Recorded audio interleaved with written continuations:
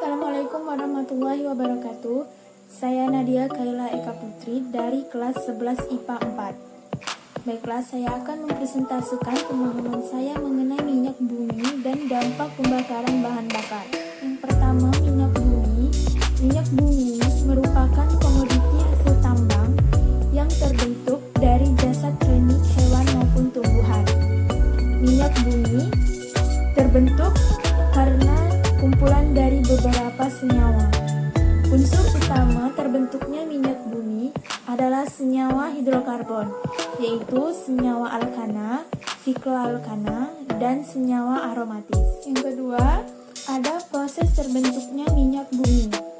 Banyak teori yang menjelaskan tentang proses terbentuknya minyak bumi. Salah satunya adalah teori duplex. Menurut teori ini, minyak bumi terbentuk dari hasil jasad renik hewan ataupun tumbuhan yang telah mati dan mengendap ke dasar laut karena terbawa air sungai. Ini namanya pengendapan yang terjadi dalam waktu ribuan bahkan jutaan tahun serta temperatur yang tinggi dan tekanan dari lapisan-lapisan di atasnya yang akan membuat jasad renik berubah menjadi bintik-bintik dan gelembung minyak atau gas. Jasad renik yang telah bercampur dengan lumpur akan berubah menjadi batuan-batuan sedimen berpori. Sedangkan bintik minyak dan gas akan bergerak ke tempat daerah yang bertekanan rendah dan berakumulasi pada daerah perangkap atau trap yang merupakan batuan kedap.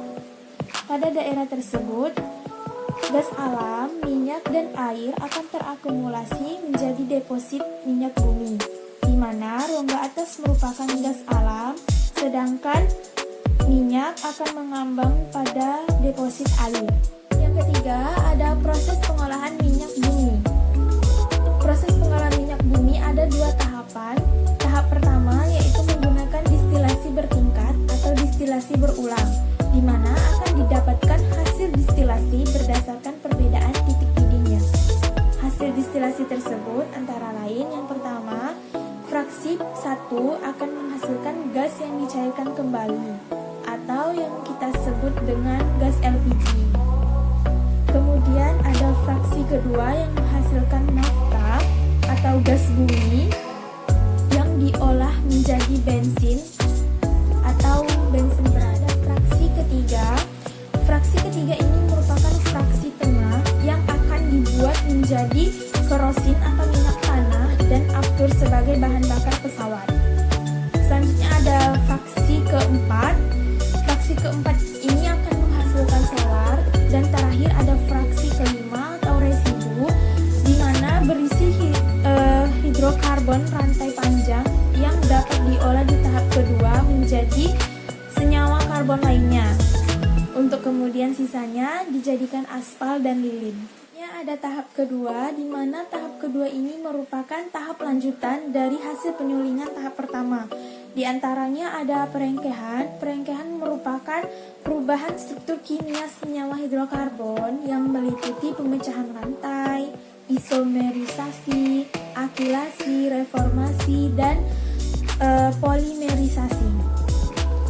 Yang kedua ada proses ekstraksi, merupakan proses pembersihan produk dengan menggunakan pelarut. Kemudian ada proses kristalisasi.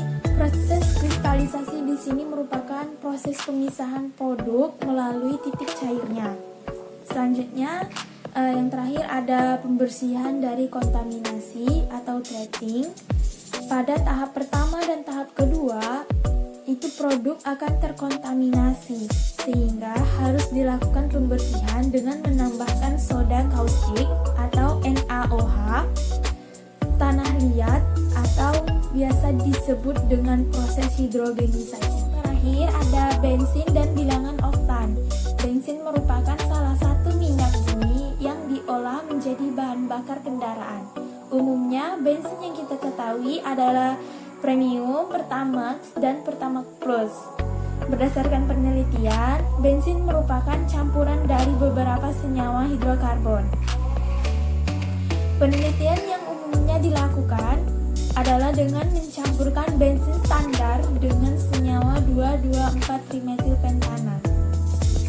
Untuk menentukan mutu bensin diperlukan bilangan oktan atau angka oktan atau bilangan oktana.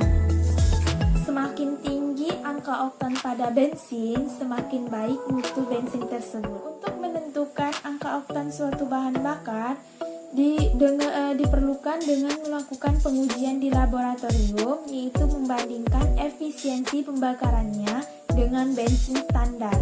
Pada umumnya, bensin yang dihasilkan dari tahap penyulingan pertama itu memiliki angka oktan kisaran 70-80, sehingga bensin masih perlu dinaikkan agar tidak mudah aus. Peningkatan bahan pada oktan dapat dilakukan dengan menambahkan MTBE atau methyl tertiary butyl ether. Ini adalah dampak dari pembakaran bahan bakar. Seperti yang kita tahu, pembakaran bahan bakar itu tentu saja akan mencemari lingkungan. Jika lingkungan telah tercemar, kesehatan pada manusia pun juga akan ikut berdampak. Apa saja sih dampak-dampak yang akan ditimbulkan jika manusia selalu menghirup polusi udara yang terjadi akibat pembakaran bahan bakar ini? Berikut adalah dampak dari pembakaran bahan bakar. Di antaranya dapat menyebabkan iritasi mata, hidung, dan mulut, kemudian penurunan stamina, sakit kepala, penyakit pernafasan pada paru-paru. Ini sangat sering terjadi pada masyarakat. Akibat polusi dapat menyebabkan gangguan pernafasan pada paru-paru. Kemudian ada penyakit leukemia. Leukemia itu seperti kanker darah yang muncul karena paparan gas benzena lewat saluran pernafasan kita. Bisa menyebabkan cacat dari lahir. Kemudian ada kelainan sistem imun. Selanjutnya ada penyimpangan perilaku yang berhubungan dengan sistem saraf, dan yang paling fatal adalah dapat menyebabkan meninggal dunia. Selanjutnya, cara mengatasi dampak negatif pembakaran bahan bakar. Sebelumnya, saya telah menjelaskan apa saja sih dampak-dampak yang akan ditimbulkan dari pembakaran bahan bakar. Banyak sekali cara untuk kita mengatasi dan mengurangi dampak-dampak pembakaran bahan bakar tersebut. Di antaranya adalah melakukan penanaman tumbuhan yang dapat menyerap karbon monoksida yang dihasilkan dari pembakaran bahan bakar tersebut. Yang kedua, mengurangi penggunaan kendaraan bermotor yang berlebihan. Yang ketiga, memastikan pembakaran berlangsung dengan sempurna sehingga tidak menghasilkan karbon monoksida. Kita dapat menggunakan bahan bakar dengan kadar belerang yang rendah. Dan kita juga dapat memproduksi bensin dengan bensin yang bebas timbal. Selain itu, kita juga dapat memproduksi bioetanol sebagai pengganti bensin dan biodiesel sebagai pengganti solar. Kemudian ada mengembangkan mobil listrik, dan yang terakhir itu dapat mengembangkan mobil hibrida. Itulah penjelasan saya mengenai minyak bumi dan dampak-dampak pembakaran bahan bakar yang ditimbulkan. Lebih kurang saya mohon maaf. Kepada Allah saya mohon ampun. Wabillahi taufiq wal hidayah. Wassalamualaikum warahmatullahi wabarakatuh.